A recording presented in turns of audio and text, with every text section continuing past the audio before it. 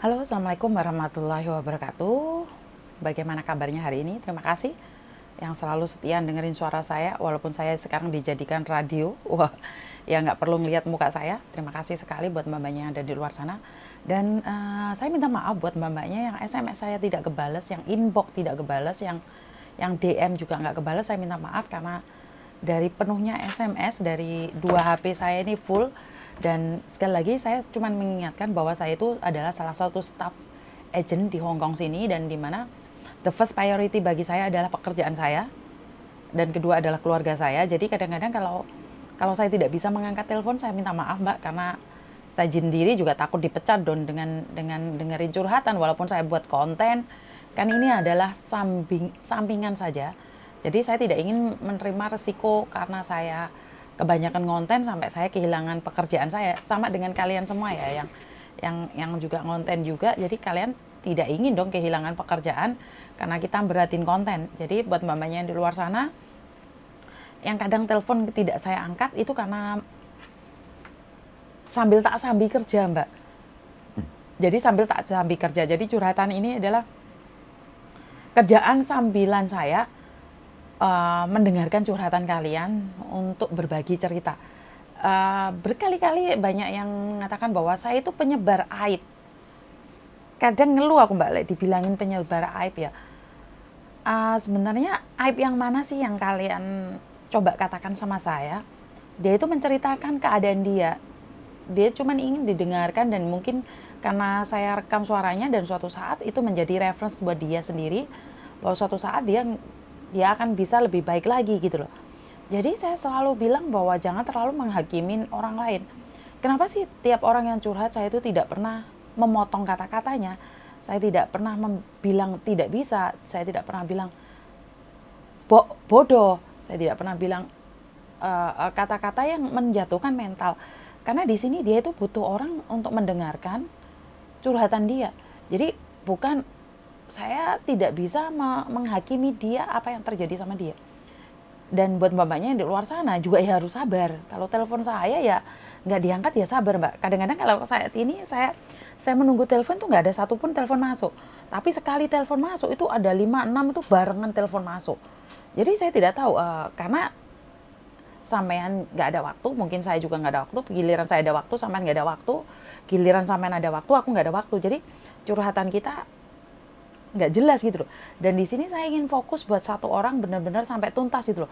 Kalau kemarin-kemarin kan berapa menit saya belum selesai, ada telepon lagi, ada telepon lagi. Jadi saya akan mencoba untuk fokus pada satu, tapi saya sambil kerja.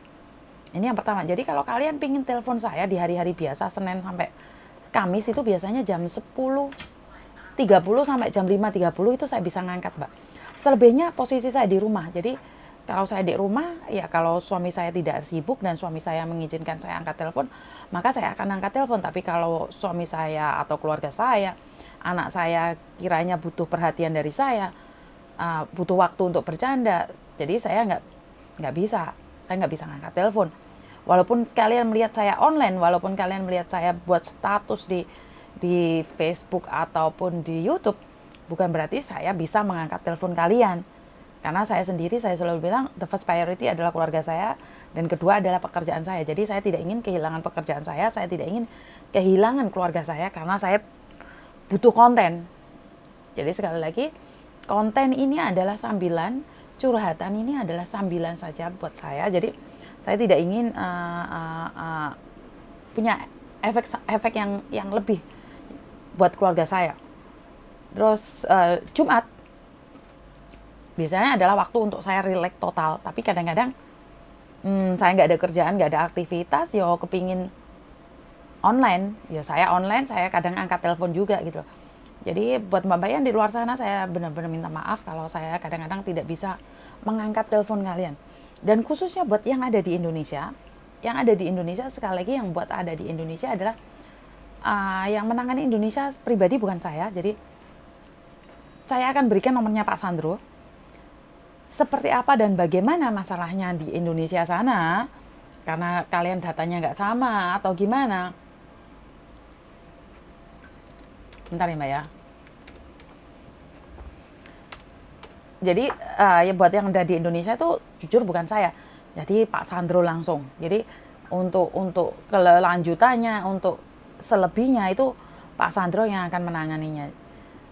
Kalaupun ntar nyampe di Hongkongnya itu tidak gabung sama PT saya atau agent saya, selagi kalian membutuhkan saya di Hongkongin sini, saya siap membantu kalian. Jadi selagi Pak Sandro pegang data kalian, Pak Sandro tahu siapa kalian. Karena saya pribadi sama Pak Sandro ada connect satu sama lain, di mana kalau kalian mau terbang itu selalunya saya tahu. Karena Pak Sandro akan mengupdate ke saya, Miss Yuni anak ini mau terbang, Miss Yuni anak ini gini-gini.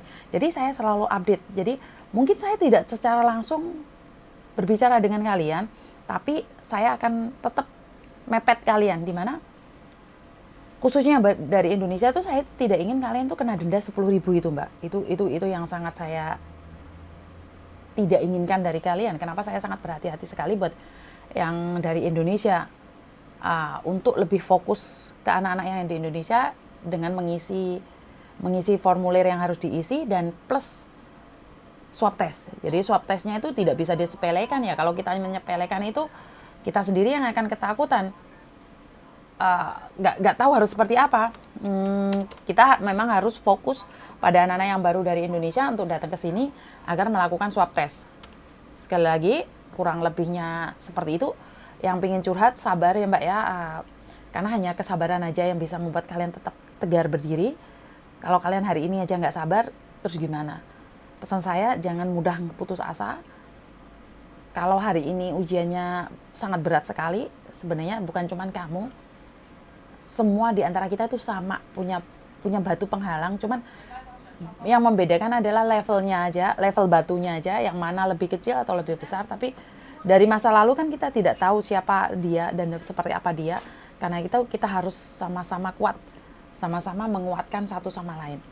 Untuk yang di luar sana yang selalu mengatakan bahwa di Hong Kong itu tidak mudah, memang tidak mudah, tapi selagi kamu jatuh cinta sama Hong Kong, selagi kamu bisa menyesuaikan dengan Hong Kong, maka kamu tidak ingin pulang Indonesia malahan. Itu aja dari saya, kurang lebihnya saya minta maaf. Wassalamualaikum warahmatullahi wabarakatuh. Ingat, curhat yang sabar, karena nunggu giliran juga. Itu aja dari saya, terima kasih, dan bye-bye.